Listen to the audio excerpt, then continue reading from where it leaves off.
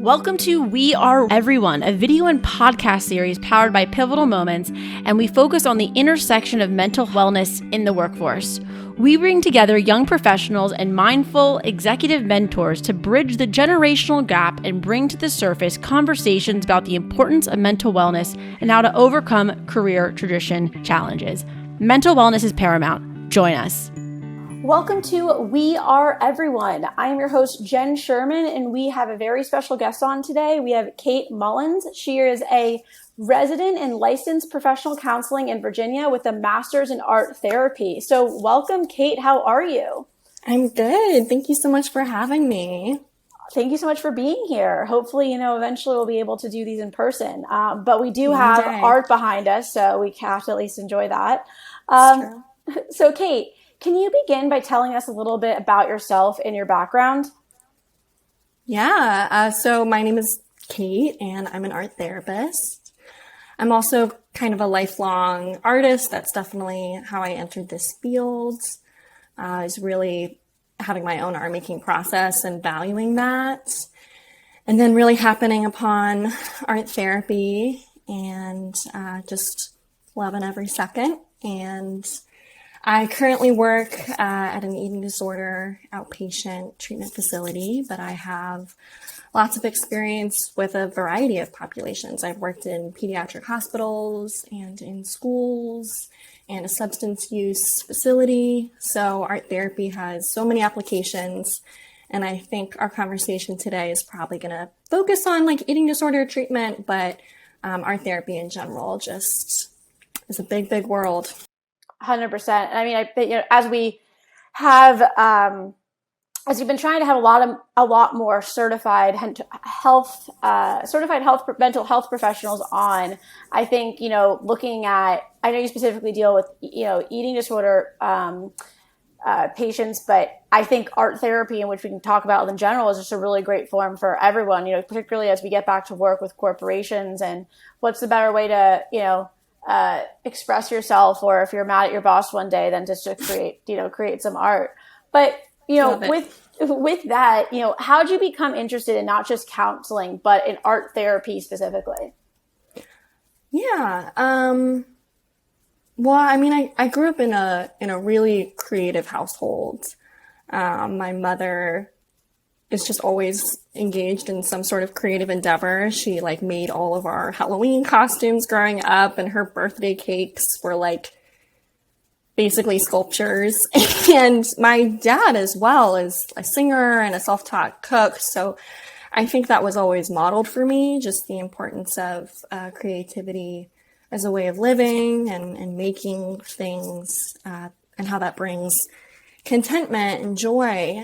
So that was never in question. I think it was when I went to college and I was trying to figure out the professional applications of that interest.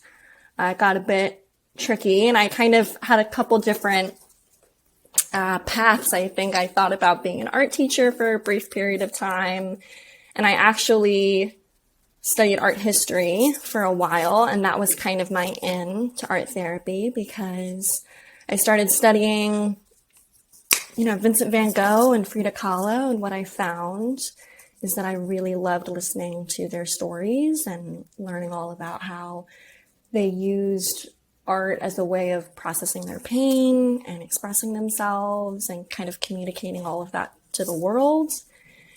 And so once I kind of figured out that piece is really what drew me in, I kind of did more research, and I came across art therapy, and there's been no turning back. I love that. Well, it sounds like you and I grew up similarly. I remember when my mom's an art consultant, and when we used to go to the beach, like Rehoboth, when I was little, and I would just want to go and ride the roller coasters or what have you, or the Ferris wheel, whatever you would have at Rehoboth. But she insisted we go into the art exhibits.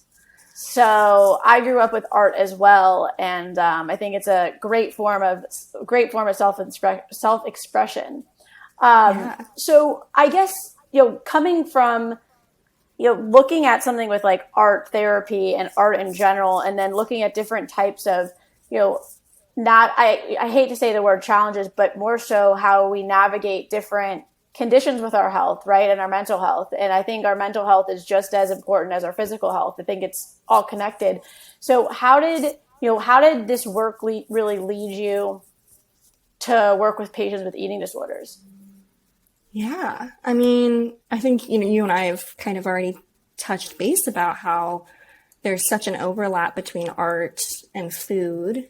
I think there's a relationship there in the way that we nourish ourselves, not only physically, but emotionally. And food is like, in a lot of ways, how people connect with others and build communities. And art is so similar.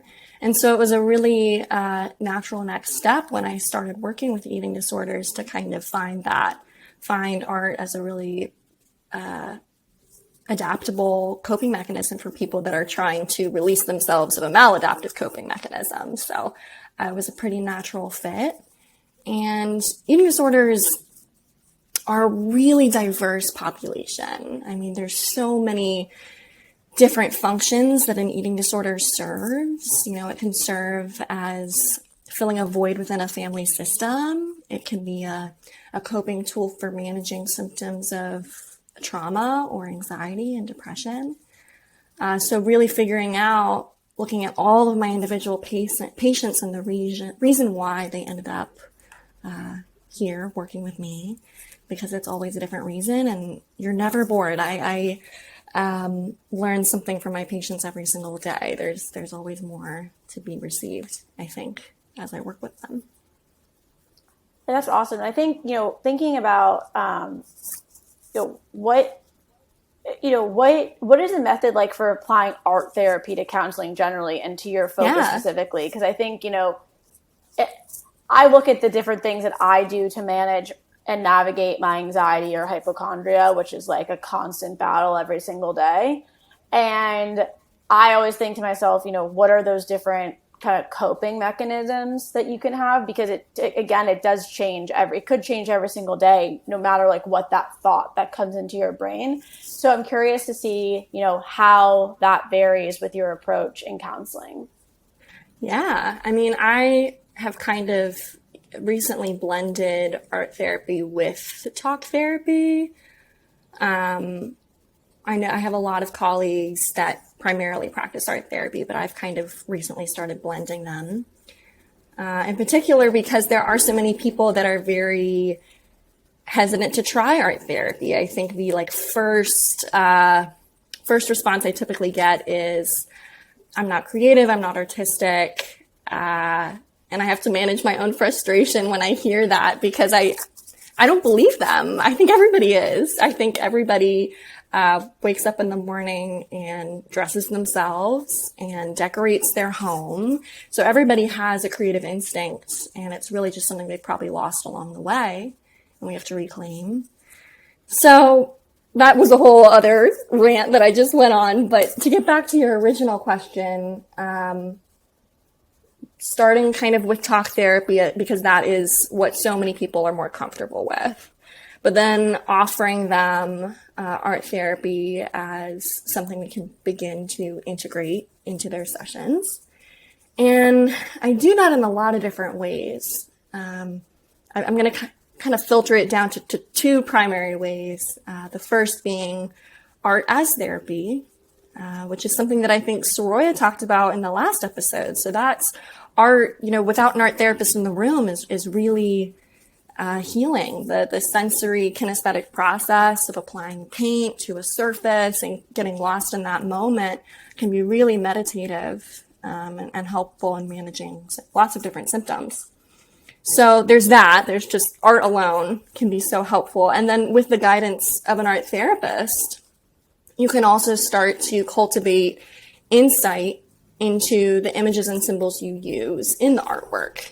So looking at, and this is where it gets tricky, because I think that there's a perception that art therapists are like fortune tellers and we're going to look into the crystal ball and analyze and interpret. But truthfully, most art therapists try not to do that, because I think any interpretation I do of someone's artwork is going to say more about me than it does about my patient. So really letting them find meaning in the symbols that they make and the images that they make is great way to go about it. Yeah. And, kind of thinking about that, something we've been talking about at Pivotal Moments is the term mental fitness and being aware of the importance of our mental strength. And I think mental strength, mental fitness, I think sometimes when I'm like mental fitness, I was never really the athletic one. I was always last when it came to really any sport for that matter, or scoring for the wrong team. So, the reframe of fitness, I kind of like to tell myself, it's a very general term, right? But Yeah. I'm curious, what do you think about when you hear the term mental fitness? Yeah, I think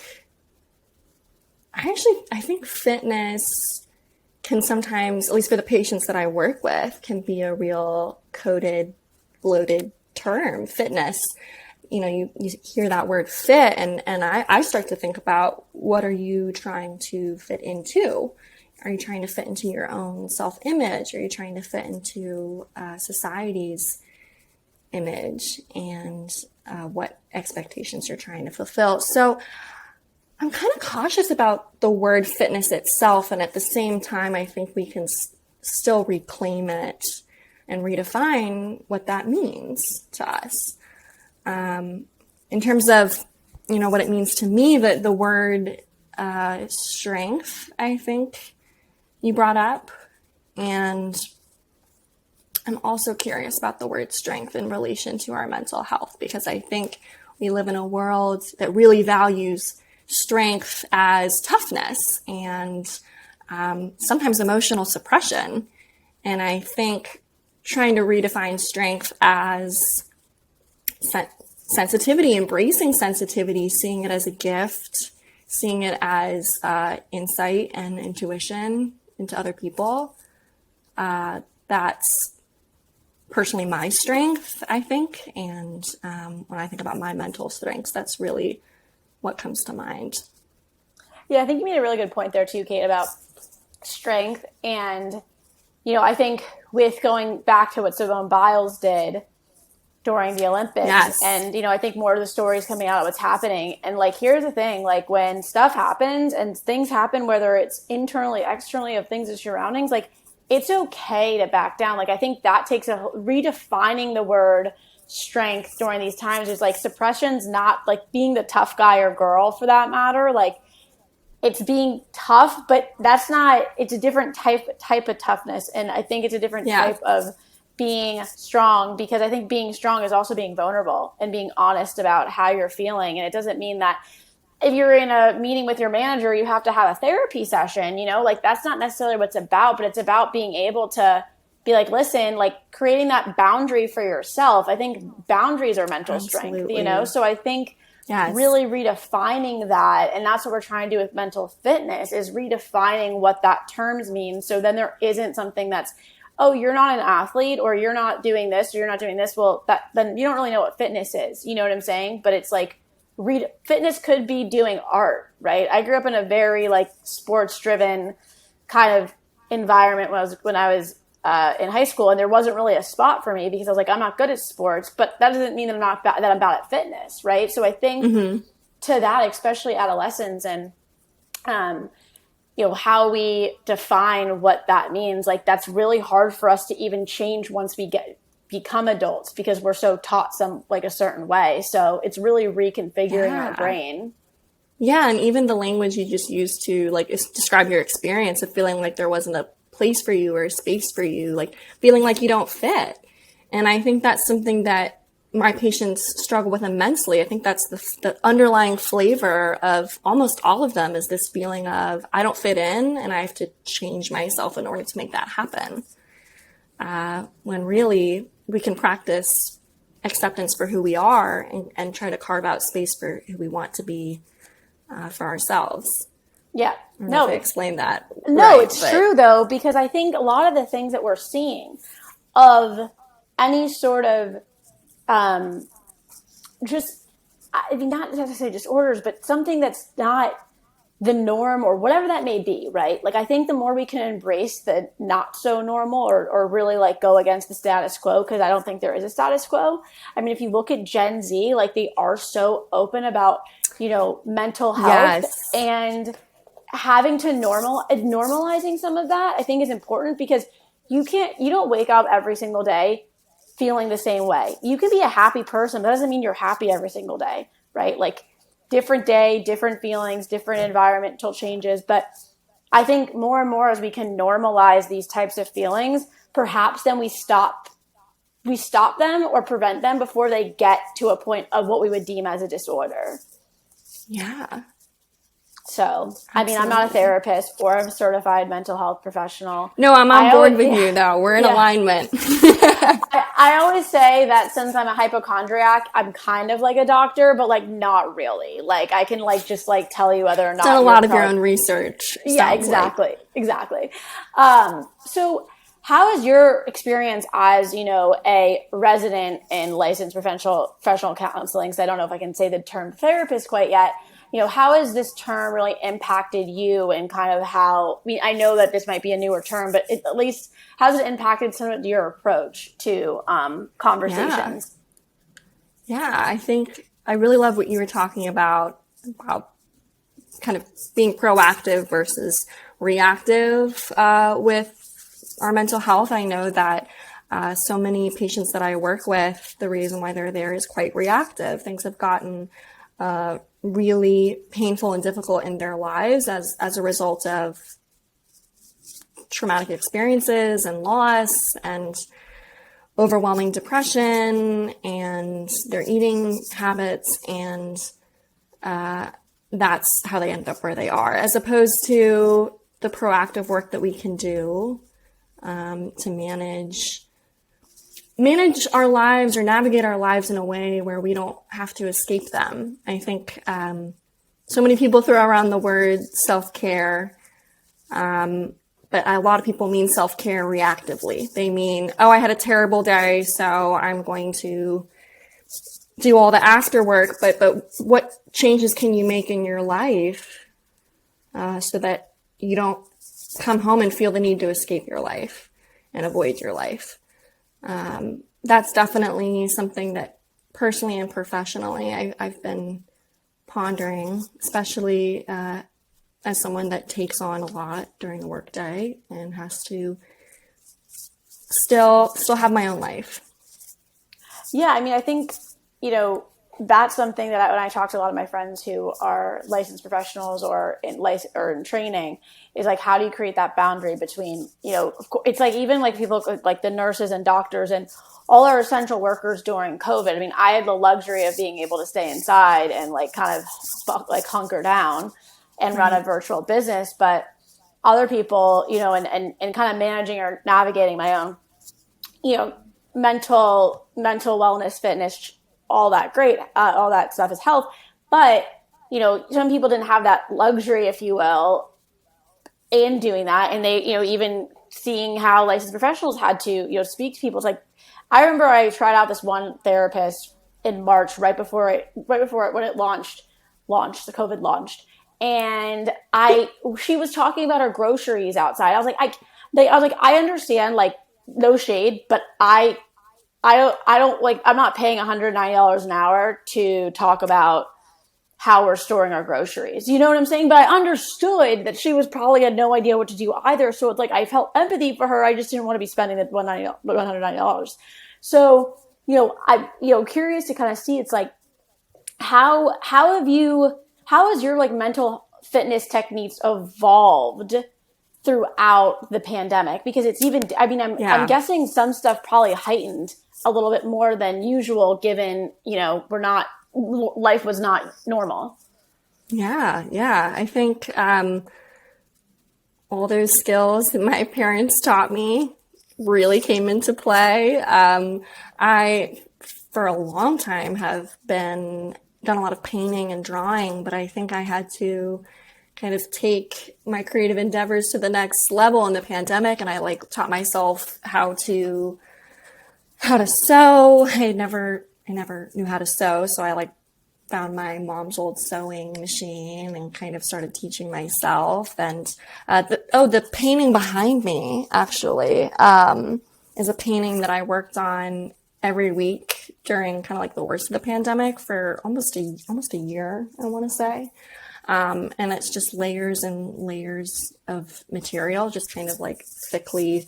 I don't know visually if you can really tell just how thick the canvas is, but really giving myself time and space to work with materials as a means of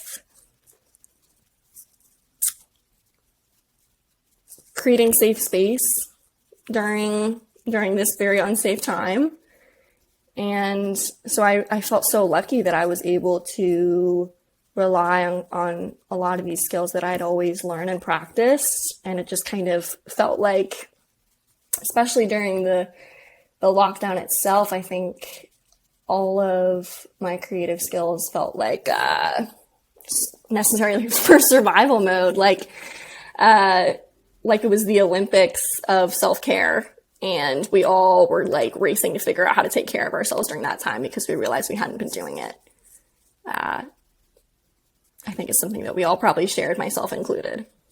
100%. And I think, actually sewing was something I don't know, it was like that winter where I was trying to take up a bunch of different wintertime. I thought was like this past winter was probably like the most difficult. Like it was just like, and so there was all these hobbies I was going to do. Sewing was one of them, but at least like you did have your mom's old sewing kit. I didn't have that luxury. So I opted out of the sewing just because I didn't, it would have been like a pretty big investment, all the fabrics. And then I would have gotten bored of it in 2 seconds. So I congratulate you on the sewing, but no, I think to your point, like with the piece of art, it's like, but that's like something that you can then, which is great about art. Like that's something that you can, it's another form of journaling, meditating, because then you're getting out a lot of whatever that may be emotions, and then you can place it and it's done. You're like, okay, that's when I was feeling that way. That's when I was feeling this way.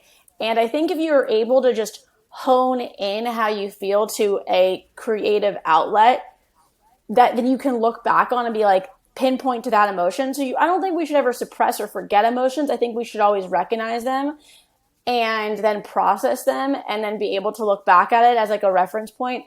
Like as a reference point is I'm here now, because all of it layers on top of each other, just like your piece. There's so many different layers.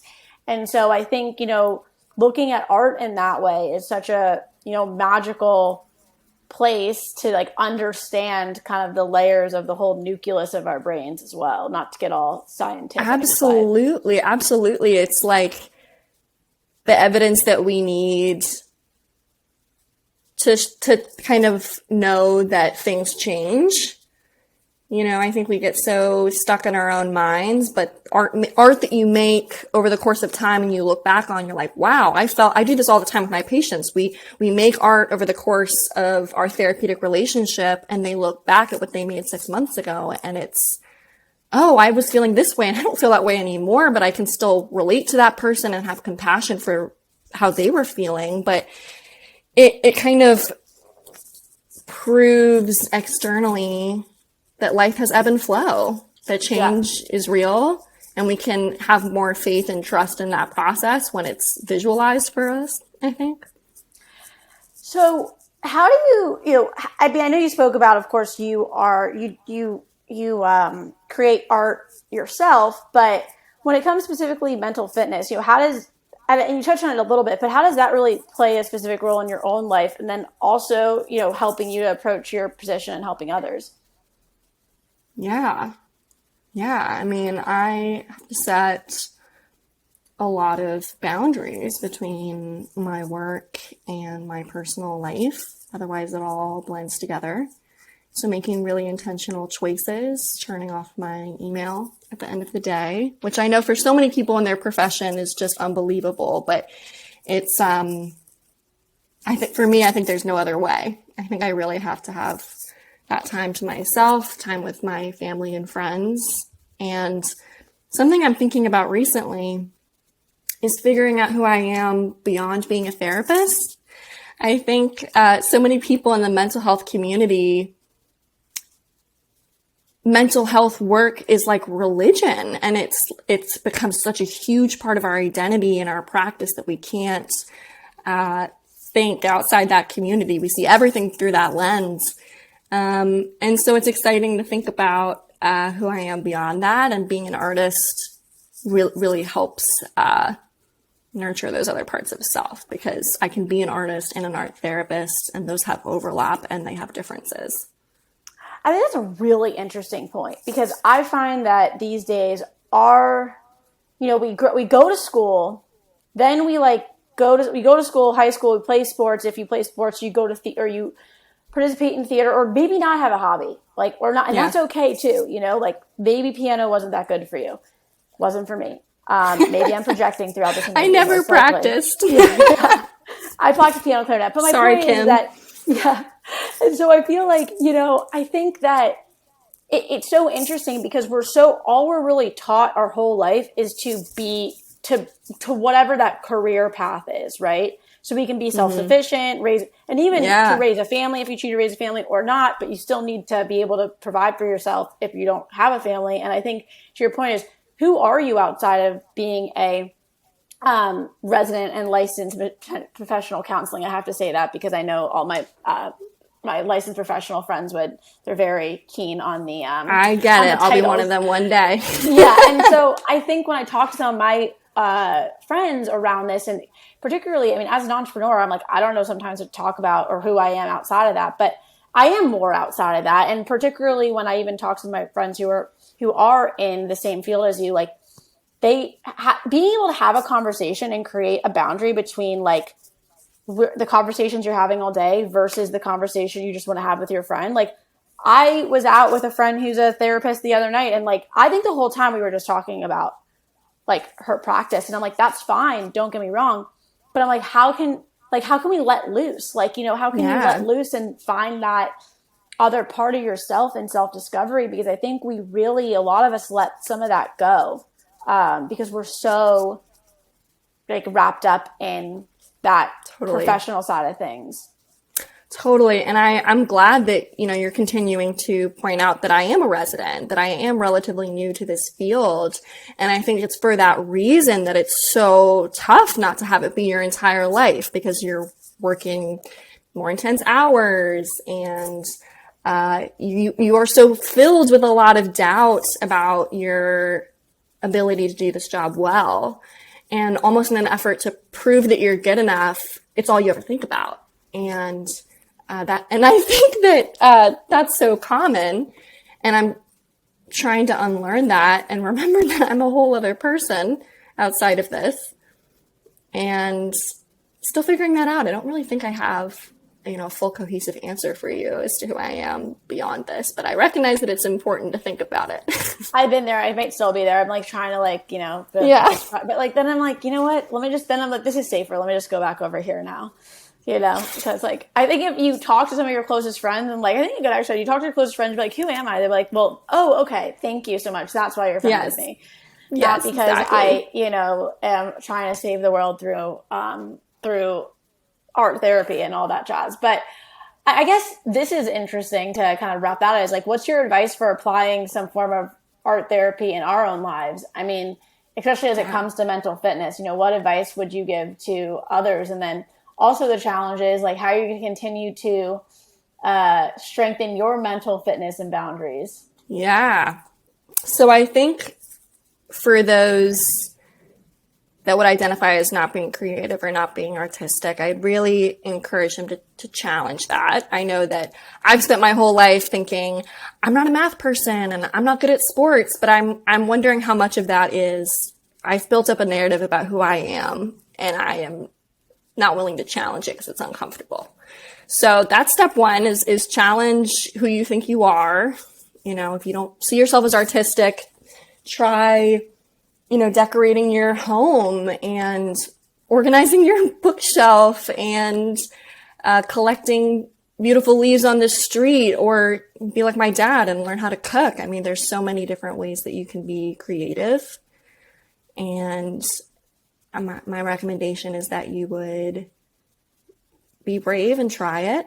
And as for me and my own boundaries and my own mental fitness, art is so comfortable and it is so safe. So I guess what I'm realizing in talking to you is pushing myself beyond that to different forms of art that I have been unwilling to try, or maybe even trying to kick a softball, or I was about to say kick a softball. That's how unathletic I am. I don't think here's the thing, Kate. Here's what I've been learning about myself.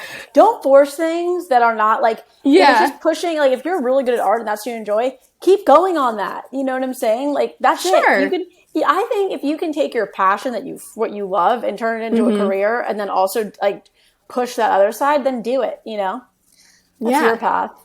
I think something else that I'm also thinking about is like surround yourself with people that are really different from you. I know that in my group of friends, I have friends that do international development work, and friends that are in the legal field, and friends that are in the drama world. So people that are really different from you and will challenge you to think about everything. I mean, I think the reason why I've become somewhat adept at explaining what art therapy is because I've had to explain it so many times to the people in my life. And I value that. I appreciate that. Yeah, well, that's awesome. And I would agree I always like to say is to surround yourself by people from all walks of life, because we are everyone, right? So perfect. Yes, all about the line today. So, Kate, before we wrap up today, is there anything that you would like to kind of share with the audience? I think something that I was hoping to touch on that I guess I can now is thinking about accessibility. Right now art therapy is still a relatively small profession, and we're working really hard to make it more inclusive and make it so that it is accessible with insurance. We're not quite at that place. We're always working to get to that place. So in the meantime, I really want to encourage people to follow artists on Instagram and watch, Netflix films about therapy and about art therapy, and kind of absorb all that content, because I think soon enough, hopefully it will be more accessible. But in the meantime, I wouldn't want people to go without. Well, that is definitely rhymes true. We know that we'll be having hopefully maybe a little bit of a live art therapy session with Kate. I know. I'm very excited. I'll put out a tarp. I do have a tarp because one time I was going to make like a dry erase whiteboard, or not dry erase, something on my wall, but I decided not to get messy, but I'm down to get messy. So let's totally do it. Let's do it. Yay. And that would be so fun. But I just want to thank you so much for joining us today on We Are Everyone. And we will just continue on with your journey, and hopefully maybe have you on again soon with another guest. Why not? Yes. Thank you so much for having me. This was so fun. I think I've told you this before, but it is really exciting when I can talk about what I do with someone that seems to so intuitively and instinctually get it. So thank you for sharing my excitement about this. Always. Well, thank you to our audience once again, and we will catch you next time. Thank you for tuning into another episode of We Are Everyone. You can subscribe to We Are Everyone on iTunes, Spotify, YouTube, and also be sure to visit www.pivotalmoments.org to learn more about the organization. And we also want to hear what mental wellness means to you. So you can follow us on social media, submit your video, and we will catch you next time. Thank you so much.